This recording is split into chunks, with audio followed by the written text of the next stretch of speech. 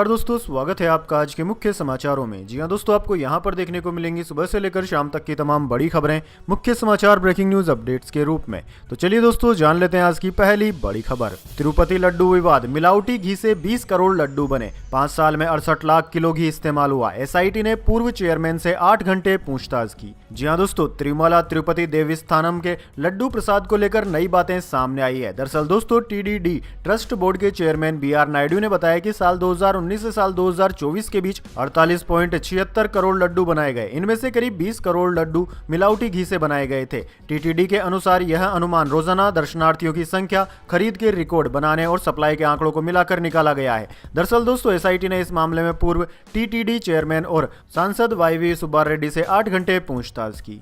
चलिए दोस्तों जान लेते हैं अगली खबर। लाल किला ब्लास्ट केस में एक और संदिग्ध डिटेन, पुलवामा से इलेक्ट्रीशियन तुफैल एसआईए के हत्थे चढ़ा। जी हां दोस्तों, दिल्ली के रेड फोर्ट धमाके की जांच में एक और अहम कार्रवाई की गई है। जम्मू कश्मीर की स्टेट इन्वेस्टिगेशन एजेंसी यानी कि एसआईए और स्पेशल ऑपरेशंस ग्रुप एसओजी ने पुलवामा के रहने वाले तुफैल अहमद को पकड़ा है। तुफैल एक इलेक्ट्रीशियन है और वो वहां के एक इंडस्ट्रियल असेट में काम करता था। पुलिस ने उसे हिरासत में लेकर पूछताछ शुरू कर दी है। जांच से जुड़े सूत्रों का कहना है कि पूछताछ करने पर कुछ ऐसे सुराग मिले हैं जिनसे लगता है कि तुफैल का रोल इस मॉड्यूल में पहले जो समझा गया था उससे भी बड़ा हो सकता है।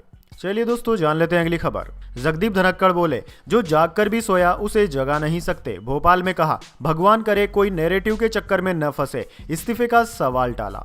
जी हां दोस्तों, पूर्व उपराष्ट्रपति जगदीप धनखड़ ने शुक्रवार शाम भोपाल के रविंद्र भवन में कहा कि भगवान करे कोई नैरेटिव के चक्कर में न फंसे। जो समझना नहीं चाहते हर हाल में बात को धूमिल करेंगे। जो जाग कर भी सोया हो उसे जगा नहीं सकते। वे यहाँ राष्ट्रीय स्वयंसेवक संघ के अखिल भारतीय कार्यकारिणी सदस्य डॉक्टर मनमोहन वेद की पुस्तक हम और यह विश्व के विमोचन कार्यक्रम में शामिल हुए थे। यह उपराष्ट्रपति पद के इस्तीफा देने के बाद उनका पहला बड़ा सार्वजनिक संबोधन था।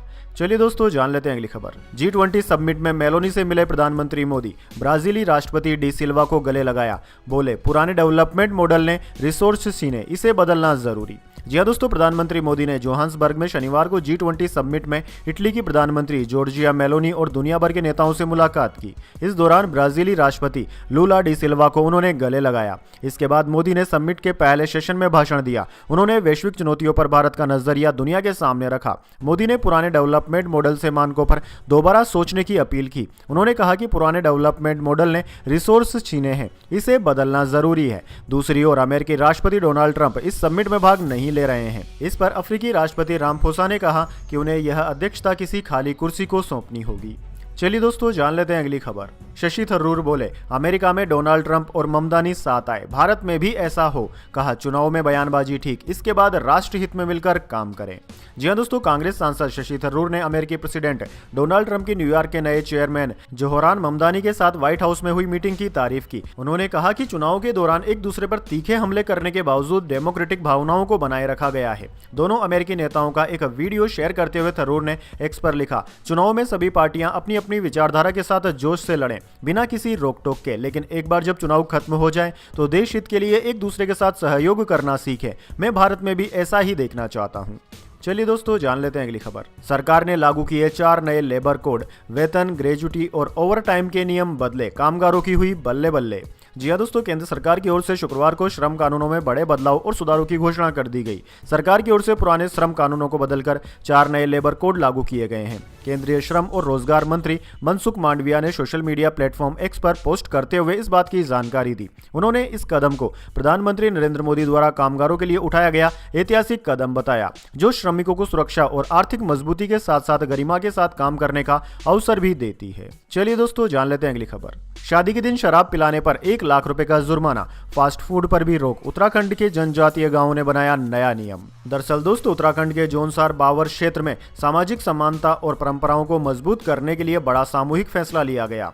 खत शैली से जुड़े 25 गांवों ने तय किया है कि अब शादी और शुभ आयोजनों को पूरी तरह सादगी से मनाया जाएगा। इन गांवों में शराब, फास्ट फूड और महंगे तोहफे पूरी तरह बंद कर दिए गए हैं। परंपरागत और सरल आयोजन को बढ़ावा देने के लिए बेटी की ओर से बकरा देने की प्रथा भी खत्म कर दी गई है। नियम का उल्लंघन करने वाला वालों से 1 लाख रुपए का जुर्माना वसूलने का निर्णय लिया गया है। यह फैसला दोहा गांव में खत के सदर श्याणा राजेंद्र सिंह तोमर की अध्यक्षता में हुई बैठक में सर्वसम्मति से लिया गया। वैसे दोस्तों, आपको क्या लगता है, क्या हमारे भारत में कई जगह अभी भी ऐसी है जहां पर शादी के दिन भयंकर शराब पी जाती है, जिससे कई सारे नुकसान होते हैं, कई सारे झगड़े होते हैं? तो क्या इस तरह के नियम सभी गांवों को अपने अपने गांवों के लिए बना देने चाहिए या नहीं? कमेंट बॉक्स में अपनी राय जरूर दीजिए। चलिए दोस्तों, जान लेते हैं अगली खबर। कोकिलाबेन धीरूभाई अंबानी हॉस्पिटल को मिला GCI सर्टिफिकेट। ये देश का पहला और दुनिया का 5वां अस्पताल बना। इसमें 750 बेड की सुविधा है। जी हाँ दोस्तों, मुंबई का कोकिलाबेन धीरूभाई अंबानी हॉस्पिटल भारत का पहला और दुनिया का 5वां अस्पताल बनने जा रहा है, जिसे GCI health care sustainability certificate मिलने वाला है। यह सस्टेनेबल हेल्थ केयर में दुनिया का सबसे बड़ा गोल्ड स्टैंडर्ड अवार्ड है। दरअसल दोस्तों, ज्वाइंट कमीशन इंटरनेशनल JCI और जिनेवा सस्टेनेबिलिटी सेंटर ने यह सम्मान सही और जिम्मेदारी भरे तरीके से काम करने, इलाज के नए नए तरीके अपनाने और मरीजों के साथ ही पर्यावरण की भी देखभाल करने के लिए दिया है। दरअसल दोस्तों, कोकिलाबेन धीरूभाई अंबानी हॉस्पिटल ने कहा कि हम आगे भी इसी उद्देश्य के साथ नेतृत्व करते रहेंगे और हर कदम पर पर्यावरण की सुरक्षा को अपने काम का हिस्सा बनाते रहेंगे, ताकि आने वाली पीढ़ियों के लिए एक स्वस्थ और हरा भरा भविष्य बन सके। चलिए दोस्तों, जान लेते हैं अगली खबर। तमिल लोगों की जरूरतों को नजरअंदाज किया जा रहा, मेट्रो प्रोजेक्ट ठुकराए जाने पर CM स्टालिन ने प्रधानमंत्री को लिखा पत्र। जी हां दोस्तों, तमिलनाडु के मुख्यमंत्री MK स्टालिन ने प्रधानमंत्री मोदी को एक पत्र लिखकर कोयम्बटूर और मदुरै मेट्रो परियोजनाओं को मंजूरी न मिलने पर गहरी नाराजगी जताई। उन्होंने साफ कहा कि यह फैसला दोनों शहरों के लोगों को निराश कर रहा है और इससे जनता में असंतोष बढ़ा है। स्टालिन ने लिखा कि बड़े शहरों में तेज, सुरक्षित और क्षमता वाले सार्वजनिक परिवहन की जरूरत होती है। तमिलनाडु देश के सबसे व्यस्त राज्यों में से एक है, जहां निजी गाड़ियों की संख्या भी बहुत अधिक है। ऐसे में मेट्रो जैसे सिस्टम की मंजूरी न मिलना लोगों की उम्मीदों पर चोट करता है। चलिए दोस्तों, जान लेते हैं अगली खबर। पुरानी गाड़ियों का फिटनेस टेस्ट 10 गुना तक महंगा हुआ।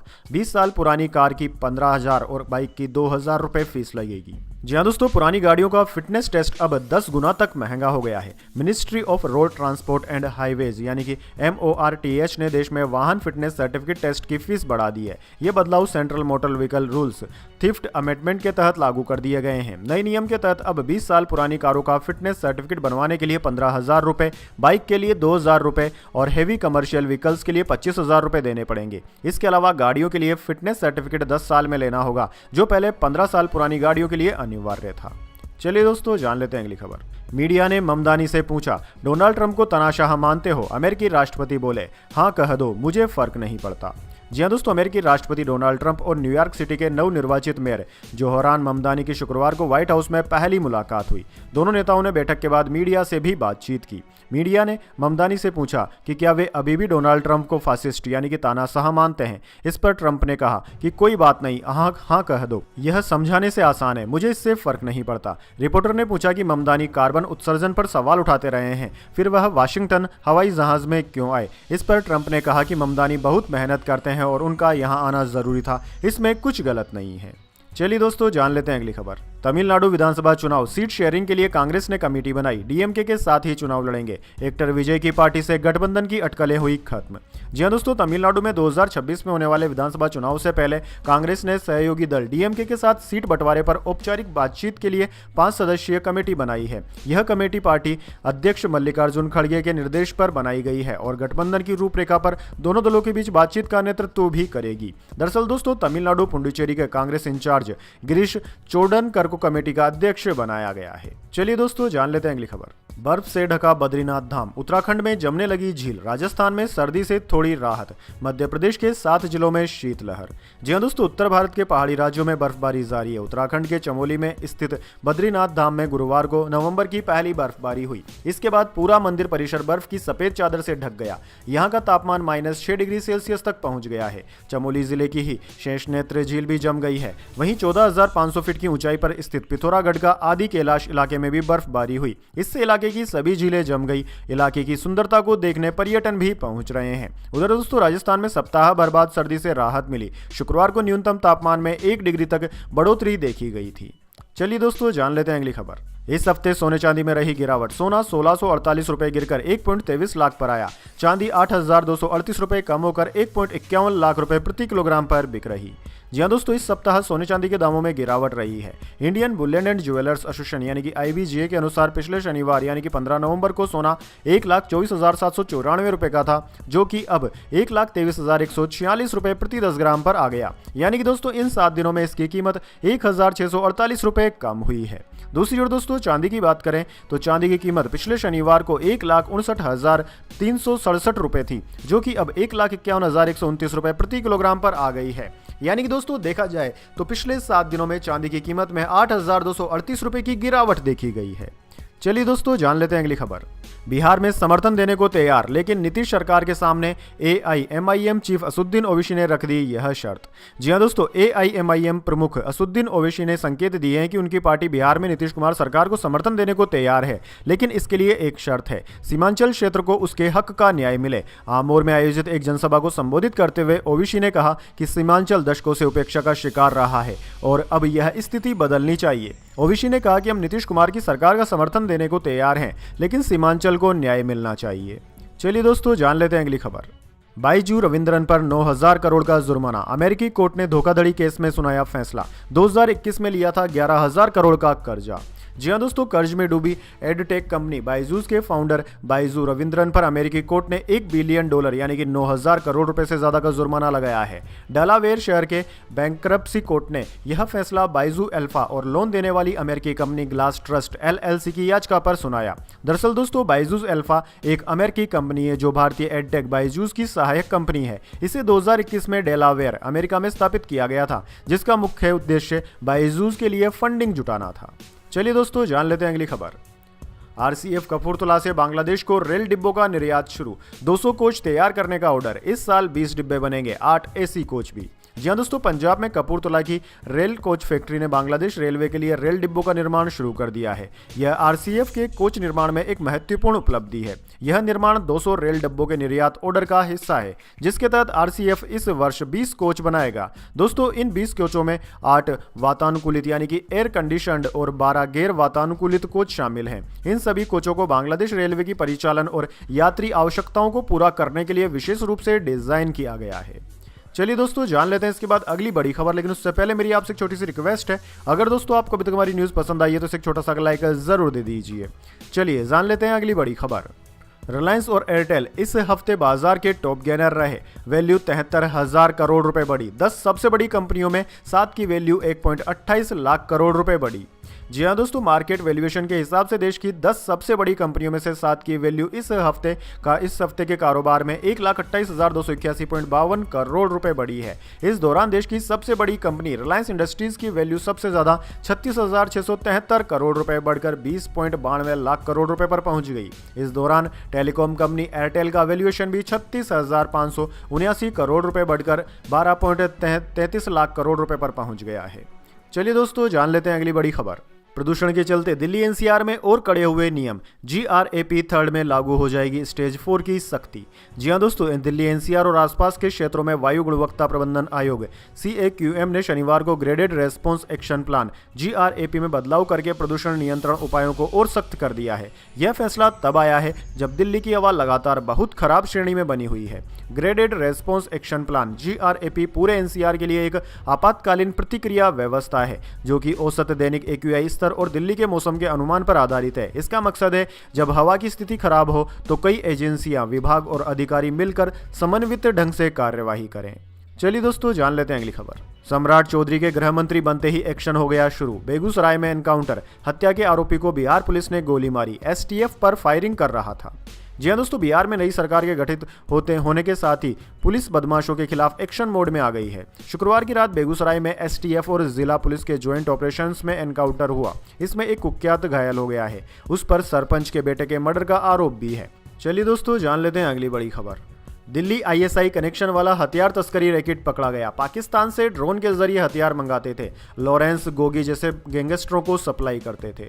जी दोस्तों, दिल्ली पुलिस की क्राइम ब्रांच ने शनिवार को ISI कनेक्शन वाले एक बड़े इंटरनेशनल हथियार तस्करी नेटवर्क का खुलासा किया है। पुलिस ने बताया कि इस गिरोह से जुड़े 4 तस्करों को गिरफ्तार किया गया है, जो पाकिस्तान से ड्रोन के जरिए हाईटेक हथियार मंगवाकर लॉरेंस गोगी जैसे गैंगस्टरों को सप्लाई करते थे। क्राइम ब्रांच के मुताबिक उन्हें इनपुट मिला था कि कुछ तस्कर दिल्ली में हथियार सप्लाई करने वाले हैं। इसके बाद रोहिणी एरिया में ट्रैप बिछाकर आरोपियों को पकड़ाया गया। पुलिस ने मौके से तुर्की और चीन में बने 10 हाईटेक पिस्टल और 92 जिंदा कारतूस बरामद किए हैं। चलिए दोस्तों जान लेते हैं अगली खबर। पंजाबी म्यूजिक इंडस्ट्री को लगा झटका। 37 साल के फेमस सिंगर की सड़क हादसे में दर्दनाक मौत हुई। दिए थे कई हिट सॉन्ग्स। जी हाँ दोस्तों, आपने बिल्कुल सही सुना। पंजाबी म्यूजिक इंडस्ट्री के एक दिल दहलाने वाली खबर सामने आई है। दरअसल दोस्तों, पंजाबी पॉपुलर सिंगर हरमन सिद्धू की एक सड़क हादसे में दर्दनाक मौत हो गई। हरमन सिद्धू सिर्फ 37 साल के थे। पंजाबी म्यूजिक इंडस्ट्री को बीते महीने अक्टूबर में भी झटका लगा था। बीते महीने पंजाबी फेमस सिंगर राजवीर जमदा की भी सड़क हादसे में मौत हो गई थी। 1.5 महीने में अब दूसरी बार फेमस सिंगर हरमन सिद्धू की सड़क हादसे में दर्दनाक मौत हुई है। चलिए दोस्तों जान लेते हैं अगली खबर। रॉयल इनफील्ड हिमालयन 450 का माना ब्लैक एडिशन लॉन्च हुआ। रग्ड लुक वाली एडवेंचर बाइक में 40 HP पावरफुल इंजन, कीमत है 3.37 लाख। जी हाँ दोस्तों, रॉयल इनफील्ड ने गोवा में शुरू हुए अपने एनुअल बाइकिंग इवेंट मोटोवर्स 2025 में हिमालयन 450 का माना ब्लैक एडिशन लॉन्च किया। कंपनी ने एडवेंचर बाइक को हाल ही में EICMA 2025 में रिवील किया था। बाइक 40 HP पावरफुल इंजन के साथ आती है। बाइक की कीमत 3,37,036 रुपये एक शोरूम रखी गई है, जो कि मौजूदा top variant Henle black edition से करीब 17,354 रुपये ज़्यादा है। चलिए दोस्तों जान लेते हैं अगली खबर। SIR में गलत जानकारी देने पर 1 साल की जेल। चुनाव आयुक्त ने कहा, फॉर्म में BLO नहीं मांगते OTP, पर्सनल जानकारी न करें शेयर। जी हाँ दोस्तों, छत्तीसगढ़ में मतदाता सूची का स्पेशल इंसेंटिव रिवीजन यानी कि SIR प्रक्रिया जारी है। इसी बीच राज्य निर्वाचन आयोग ने एक जरूरी निर्देश जारी किए हैं। दरअसल दोस्तों, SIR फॉर्म भरने के दौरान मतदाता गलत जानकारी देता है या फिर दस्तावेज अटैच करता है तो उसे 1 साल की सजा और जुर्माने का प्रावधान रखा गया है। चुनाव आयोग ने SIR को लेकर मतदाताओं को अलर्ट भी किया है कि फॉर्म भरने के दौरान BLO किसी भी तरह की OTP नहीं मांगते। मतदाता से न ही फोन के माध्यम से निर्वाचन आयोग का कोई भी कर्मचारी किसी भी मतदाता से OTP पूछता है। चुनाव आयोग ने मतदाताओं से कहा कि पर्सनल जानकारी मांगने पर किसी को भी ना बताएं। चलिए दोस्तों जान लेते हैं अगली खबर। बेटे को छोड़ जिम ट्रेनर के संग भागी महिला। बरेली में समझाने आई भाई को प्रेमी ने पीटा। हिंदू संगठनों का हंगामा। जी हाँ दोस्तों, बरेली में पति और 5 साल के बेटे को छोड़कर जिम ट्रेनर के साथ रह रही महिला को समझाने पहुंचे भाई पर प्रेमी शोएब और उसके साथियों ने हमला कर दिया। भाई को पीटकर अधमरा करने के बाद हंगामा बढ़ गया। महिला की मां के हिंदुवादी संगठन से जुड़े होने के चलते कार्यकर्ता जुट गए और सड़क पर जाम लगाकर नारेबाजी शुरू कर दी। करीब 3-4 घंटे से चल रहा यह बवाल देखते ही देखते सांप्रदायिक रंग लगने लगा। पुलिस के आला अधिकारी मौके पर फोर्स के साथ पहुंच गए। जाम लगाकर नारेबाजी कर रहे लोगों को समझाया। भाई की तहरीर पर FIR दर्ज कर ली गई है। चलिए दोस्तों जान लेते हैं अगली खबर। चंद्रशेखर को गर्लफ्रेंड की धमकी। इंडिया आ रही हूं, खत्म कर दूंगी। जिस माँ बाप ने प्यार दिया उन्हें ही धमका रहे हो, अब ताकत दिखाऊंगी।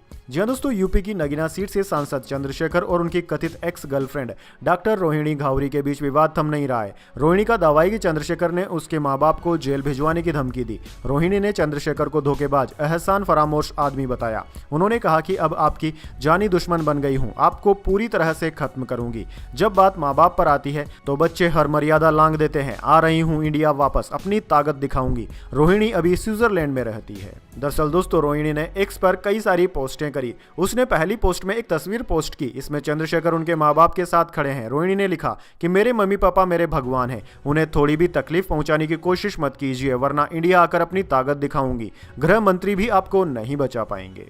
तो दोस्तों, यह थी आज की तमाम बड़ी खबरें। इसके बाद दोस्तों बारी आती है आज के माइंड क्यूज क्वेश्चन की। जी हाँ दोस्तों, एक आसान से सवाल का जवाब देकर आप जीत सकते हैं एक सरप्राइज गिफ्ट हमारे यूट्यूब चैनल की ओर से। तो दोस्तों, आज का सवाल आपकी स्क्रीन पर आ चुका है।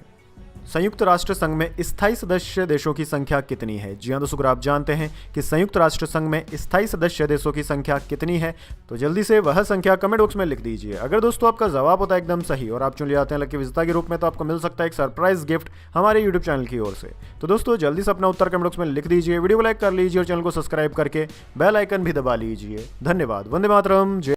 पूरे दिन की खबरों को जानने के लिए हमें सब्सक्राइब करें। आपको पूरे दिन की खबर 5-7 मिनट में ही मिल जाएंगी। Subscribe my channel.